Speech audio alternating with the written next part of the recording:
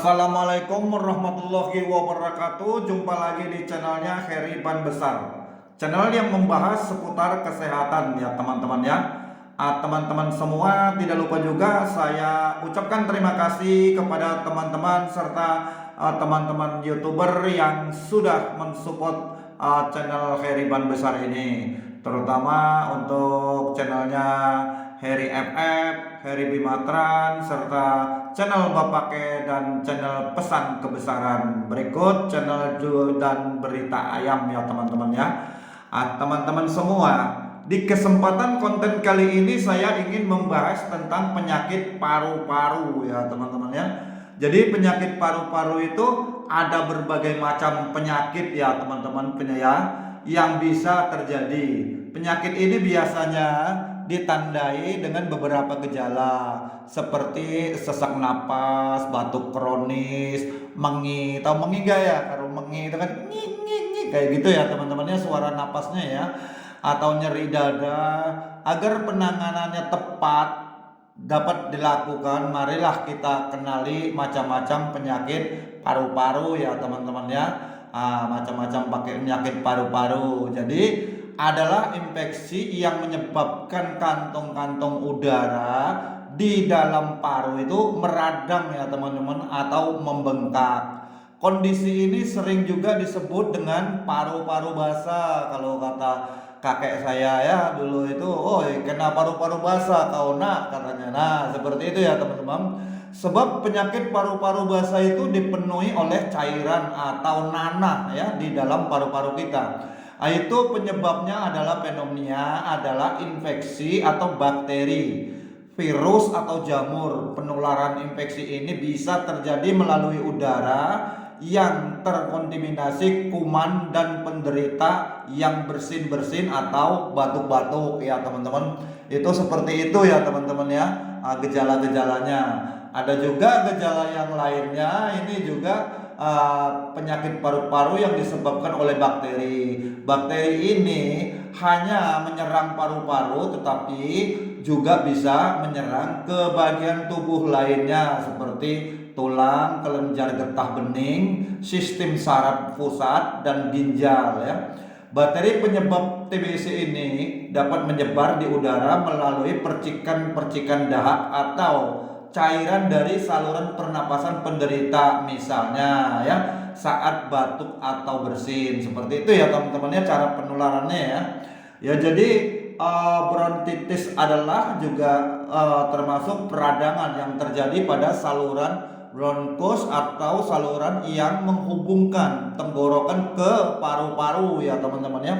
Salah satu penyebab bronkitis ini yang paling umum adalah infeksi virus ya. Virus itu yang menyebabkan bronkitis biasanya ditularkan dari penderita melalui percikan dahak yang dikeluarkannya. Jika percikan dahak yang terhirup atau tertelan oleh orang lain, virus akan menginfeksi saluran bronkus orang tersebut. Nah, seperti itu ya teman-teman ya. Jadi kita memang harus waspada, bukan berarti kita harus menjauhi orang yang mempunyai penyakit seperti itu. Namun waspada atau berhati-hati kita lebih baik ya teman-teman ya. Ada juga yang ini PPOK, adalah peradangan paru-paru kronis penyebab terjadinya gangguan aliran udara baik menuju maupun di paru-paru. Ada dua jenis gangguan yang terjadi pada PPOK, yaitu bronkitis kronis dan emfisema. Jadi pada bronkitis kronis yang peradangannya terjadi di dinding bronkus, sedangkan pada emfisema peradangan yang kerusakannya terjadi pada alveoli atau kantong kecil yang ada di paru-paru itu loh ya teman-teman ya.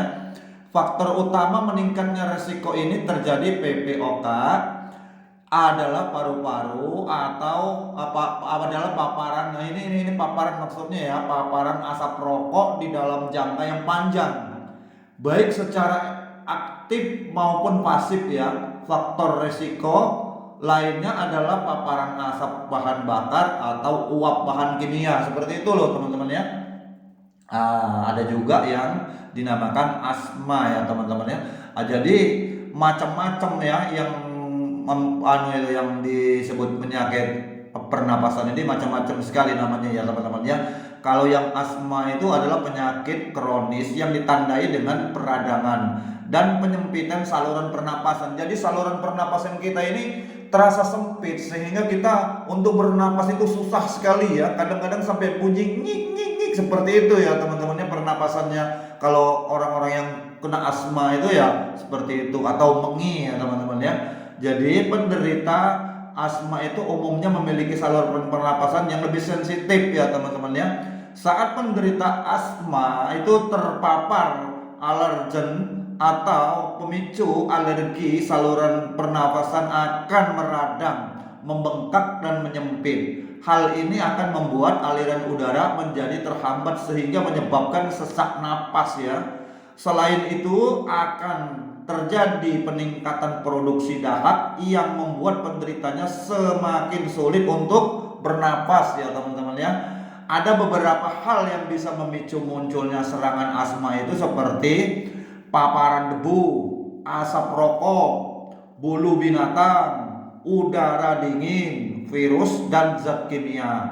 Itu juga ya teman-teman ya bisa semua mendatangkan penyakit-penyakit yang seperti penyakit pernapasan atau penyakit paru-paru yang akan menyerang pada tubuh kita.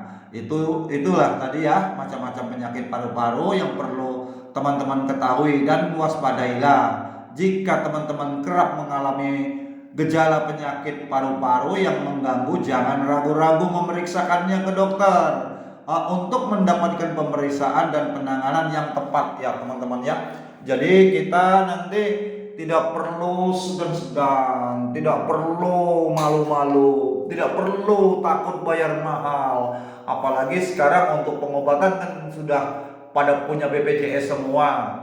BPJS itu kan sudah bisa istilahnya tuh menanggung segala penyakit yang kita derita ya. Jadi memang benar-benar ya dengan adanya BPJS juga bisa istilahnya itu meringankan biaya pengobatan bagi orang-orang yang memiliki penderita penyakit yang sangat parah atau gimana ya namanya, yang istilahnya harus berobat rutinitas itu ya, harus berobat rutin. Tetapi kalau dengan biaya sendiri ya tidak semua orang mampu. Tapi alhamdulillah sekarang sudah ada BPJS yang menanggung biaya pengobatan para teman-teman semua. Jadi kita tidak usah susah-susah, tidak usah sayang-sayang untuk bayar BPJS, jangan sampai nunggak ya teman-teman ya. Jadi nanti semuanya juga adalah kegunaannya untuk kepentingan kita sendiri. Sebab yang namanya kesehatan itu lebih berharga dari apapun ya. Menjaga itu lebih baik daripada kita mengobati. Agar kita selalu sehat dan selalu bisa melakukan aktivitas setiap harinya ya teman-teman. Oke, saya ucapkan terima kasih, cukup sampai di sini.